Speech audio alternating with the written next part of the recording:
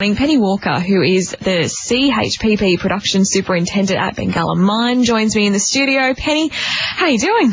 Good, thank you, Jess. It's awesome to have you in the studio this morning. The mining industry, what made you want to jump into that? Actually, to be honest, I kind of fell into mining, so it's a bit of a funny story, really.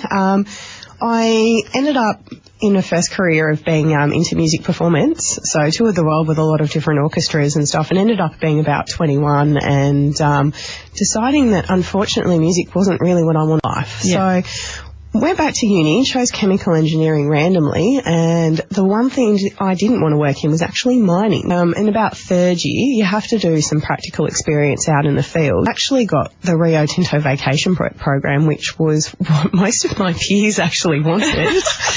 And after my 12 weeks, I enjoyed it so much and did so well, Colin actually offered me a graduate position based off my 12 weeks work. So that's awesome. Went back in and I guess 11 years later, still working in coal mining.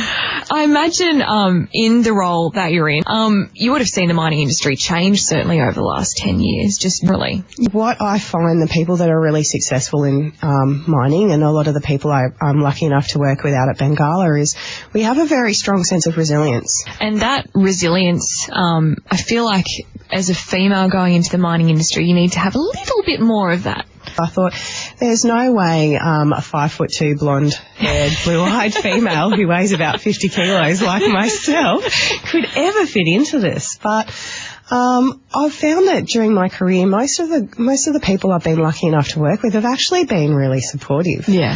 Have you come up against many challenges being a female in the mining industry? The bulk of my team are all male tradespeople, so they've all got mechanical and electrical trades. I came up from an engineering background. The biggest I suppose hurdle I've had to overcome is learning to take my theory and I suppose explain that in a way that someone who's come from a practical point of view can understand, but then conversely I've had to learn a lot from them. Do you think, like, I see from the last couple of years I've been here that a lot more women are getting involved in the mining industry?